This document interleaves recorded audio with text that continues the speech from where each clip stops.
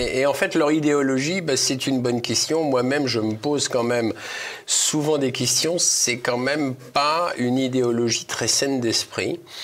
Puisqu'en fait, à part accroître leur puissance financière et accroître la domination et le contrôle sur la population de la Terre, il n'y a pas grand-chose d'autre. Ce sont des gens, en général, ils n'ont pas de patrie, ils sont apatrides, ils ne sont pas du tout versés dans la religion, à part peut-être une certaine forme de rite un peu étrange, voisin même, mais je dis pas tous, hein, mais au moins une partie d'entre eux avoir des rites un peu pédocriminels, sataniques, etc.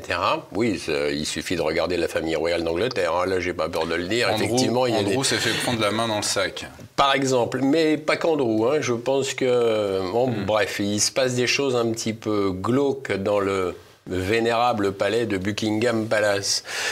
Donc, on va vous dire, Claude Janvier, que vous nagez en plein délire, en plein complotisme, en pleine paranoïa. Qu'est-ce que vous leur répondez à cela? Je leur réponds que ce sont des faits. En fait, ce ne sont pas mes opinions. On peut effectivement me traiter de ce qu'on veut.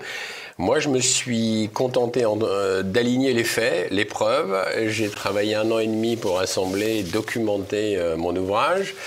Et on ne peut pas m'accuser d'opinion puisque ce n'en sont pas. C'est vraiment un assemblage de... Si vous voulez, les preuves étaient là, elles sont là, mais encore fallait-il pouvoir les assembler. Ce livre de Klaus Schwab et de Thierry Malret est sorti donc en langue française en septembre 2020. Thierry Malret, ancien conseiller de Rocard, par ailleurs. Par ailleurs, voilà, vous faites bien de le rappeler. Janvier 2020... on a le début donc de la crise sanitaire et le livre donc paraît en septembre 2020, donc 6 mois après. Ce qui est intéressant, c'est que tout ce qui est écrit dans cette Bible de la grande réalisation, Bible entre guillemets,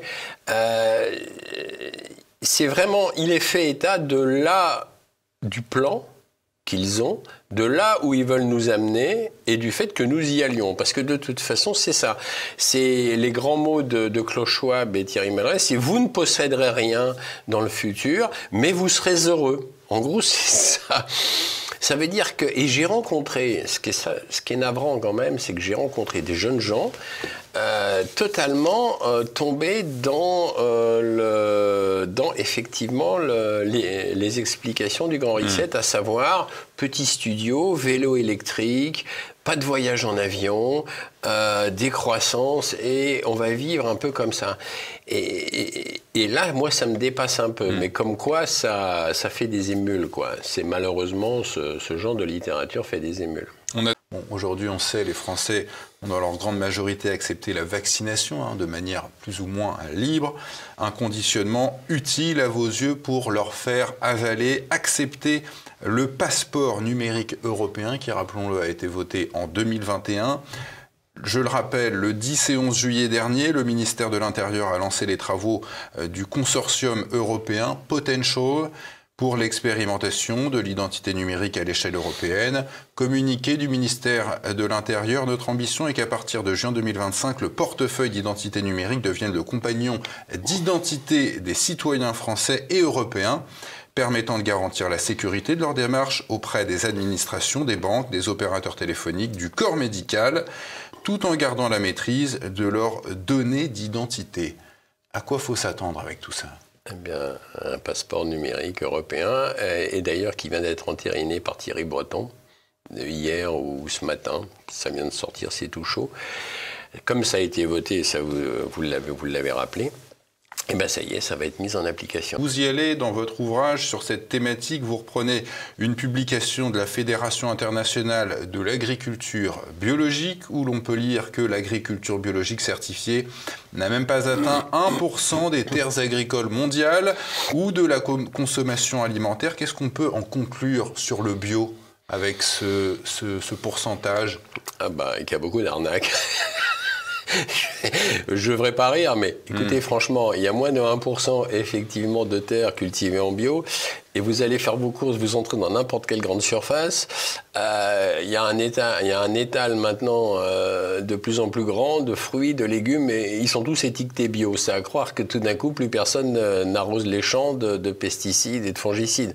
Or, c'est l'inverse. Gates, vous l'évoquiez, venons-y. En août 2010, sa fondation, la fondation Bill and Melinda Gates, qui est sa femme, a affirmé avoir acheté pour 23 millions de dollars d'actions Monsanto. Monsanto, c'est une société absorbée en 2018 par la société pharmaceutique et agrochimique allemande Bayer. C'est quoi? Qu'est-ce que ça signifie ce mariage entre Bill Gates et Monsanto? Ben, c'est toujours la même affaire, c'est la suprématie. Comment mettre la main sur effectivement toutes les graines et les semences du monde entier et sous contrôle Monsanto Bayer. En fait, ils ont voulu changer le nom de Monsanto parce que Monsanto, non. Oui, ça avait mauvaise presse. Ça avait très mauvaise presse. Le Roundup, etc. Très mauvaise presse. Donc du coup, maintenant, c'est Bayer. Donc du coup, les gens font moins attention. Mais ce qui est intéressant avec Bill Gates, c'est pareil, il a acquis, via sa fondation, une île perdue au large des côtes norvégiennes, qui s'appelle Svalbard, dans lequel est construit un immense blocos gardé jour et nuit d'ailleurs par des hommes en armes, et à l'intérieur figurent toutes les semences du monde entier, conservées par moins 30 degrés.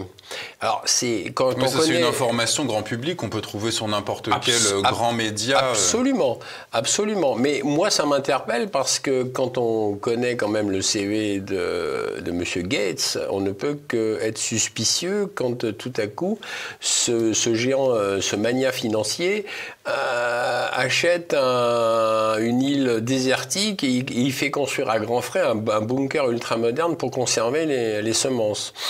Vous dites enfin que si les mondialistes se considèrent comme infaillibles, leur système a des failles. Où les voyez-vous, ces failles? Bah écoutez, BlackRock, c'est 5000 ordinateurs. Je ne vais pas le dire, mais je vais vous essayer de suggérer. Un ordinateur est-il faillible ou pas? Telle est la question.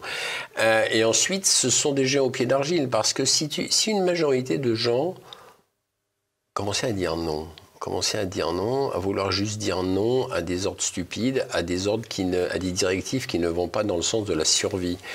Si les gens, simplement, quand il y a quelque chose qui arrive, pouvaient se dire « mais attendez, moi, ça ne va pas être bon ni pour moi, ni pour ma famille, ni pour mon environnement ». Si beaucoup plus de gens voulaient rentrer en désobéissance civile, non violente, bien entendu.